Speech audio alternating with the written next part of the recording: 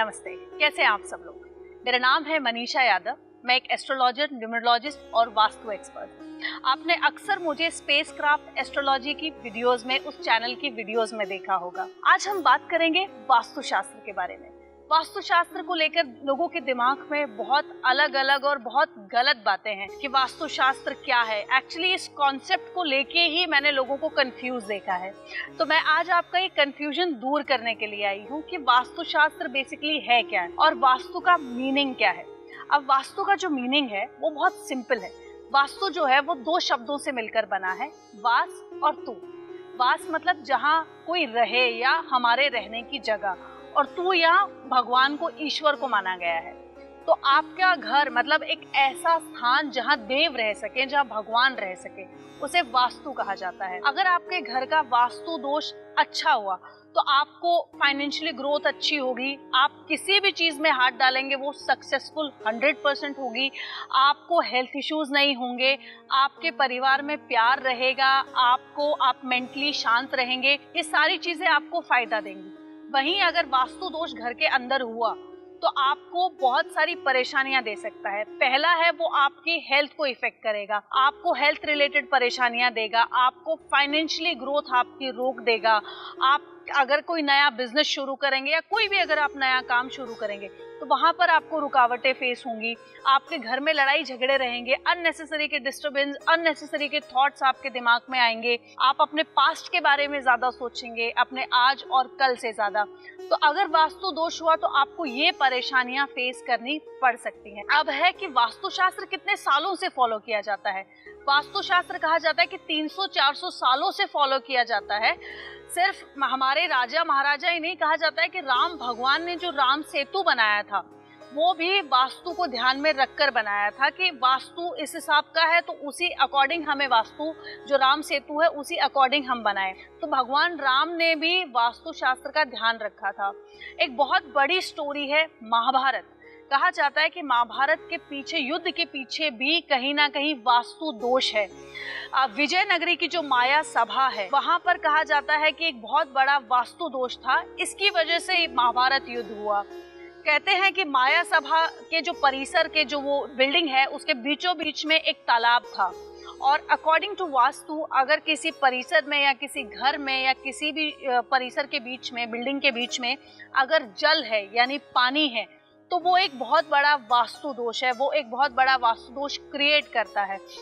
तो अब आप देखिए, इस एक वास्तु दोष ने महाभारत युद्ध किया और लगभग एक पीढ़ी को खत्म कर दिया। तो वास्तु दोष इतना बुरा है।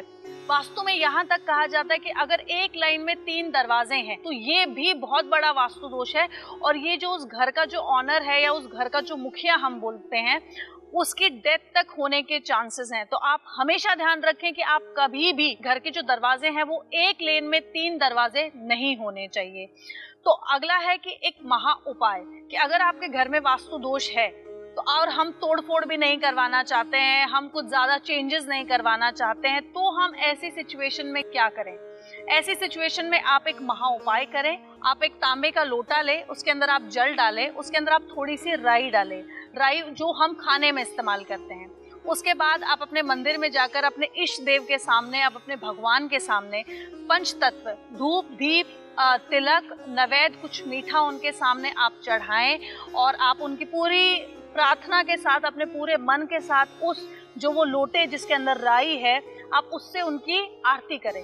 आरती करने के बाद जो वो पानी है आप उस पानी को अपने पूरे घर में छिड़क दें। ये एक ऐसा उपाय है जो आपके घर की 10 दिशाओं का वास्तु दोष खत्म करने की ताकत रखता है। ये इतना पावरफुल है ये जो उपाय जो मैंने आपके साथ शेयर किया है। तो आप ये कर सकते हैं। जरूरी नहीं है कि आप चेंजेस करें, आप तोड़फोड़ करें घर में, आप ये करके भी आप खुश रह सकते हैं। लेकिन ये जो मैंने उपाय आपके साथ शेयर किया है ये सिर्फ और सिर्फ एक दिन के लिए ही आपको इफेक्ट देगा। इसका असर सिर्फ 24 घंटे ही रहेगा। अगर आपको अच्छा लगता है, अगर आपको कुछ चेंज महसूस होता है, आप एक दिन करते हैं, तो आप इसे डेली भी कर सकते हैं। आप इसे रेगुलरली अपनी लाइफ में अप्लाई कीजिए और एंजॉय कीजिए। अगला है कि अगर हम कोई नया घर लेते हैं तो हम बड़े कंफ्यूज होते हैं कि हमें ऐसा घर लेना चाहिए कि नहीं लेना चाहिए, ये करना चाहिए कि नहीं करना चाहिए। तो कुछ बातें हैं कि जब भी आप नया घर लें तो आप एल शेप का घर नहीं लें। जो एल शेप के घर होते हैं वो वास्तु में अच्छे नहीं माने जाते हैं। अगर आपके घर के पास कोई पावर हाउस है या कोई फैक्ट्री है या कोई गोडाउन है तो इसे भी वास्तु में अच्छा नहीं माना गया है, तो आप ऐसे घर को भी अवॉइड करें, आप ऐसा घर भी ना लें। अगला है कि डेड एंड का जो घर होता है, जो लास्ट का जो घर होता है, आप कोशिश करें कि ऐसा घर ना लें।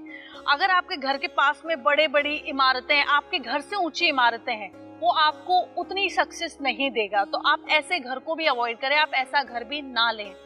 अगला है कि घर के बाहर, मतलब जब हम किसी भी चीज का वेलकम करते हैं उसके लिए भी हमें वास्तु को ध्यान में रखना है। अगर आपके घर में किसी तरीके का अगर वास्तु दोष है तो एक कोड़ियों की तोरण आती है, आप उस तोरण को इस्तेमाल करें, तो ये भी काफी हद तक आपके घर के वास्तु दोष को कंट्रोल करेगी।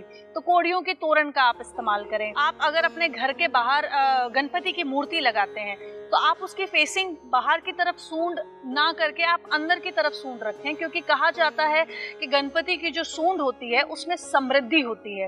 तो आप हमेशा समृद्धि को अपने घर में लेकर आएंगे ना, तो आप जब गणपति की जो प्लेसिंग करें जो उस मूर्ति की, तो आप सूंड वाला हिस्सा अपने घर के अंदर की तरफ करें। नेक्स्ट है शू रैक। मैंने अक्सर लोगों को ये इतनी बड़ी गलती करते हुए देखा है कि लोग अपने घर के एंट्रेंस पे या एंट्री पार्ट पे ही अपना शू रैक रख देते हैं। तो आप किसी अच्छी या बुरी, आप किसी भी चीज का वेलकम आप किसी अच्छी चीज से ही करोगे, आप शू रैक से तो नहीं करोगे। तो आपको पहली फुर्सत में उस शू रैक को वहां से उठाकर कहीं और जगह पर शिफ्ट करना है, ऐसी जगह पर जहां पर कि किसी एंट्रेंस के ऊपर वो ना आए। तो ये कुछ छोटी छोटी बातें मैंने आपके साथ शेयर करी हैं, आप इन्हें अप्लाई कीजिए अपनी लाइफ में और एंजॉय कीजिए।